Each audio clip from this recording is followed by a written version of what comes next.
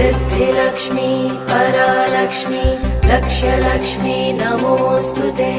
ब्राह्मीं च वैष्णवीं भद्रां षड्भुजां च चतुर्मुखां त्रिनेत्रां च त्रिशूलां च पद्मचक्रगदाधरां पीताम्बरधरां देवीं नानालङ्कारभूषितां तेजपुञ्जधरां श्रेष्ठां ध्यायेत् बालकुमारिकाम्।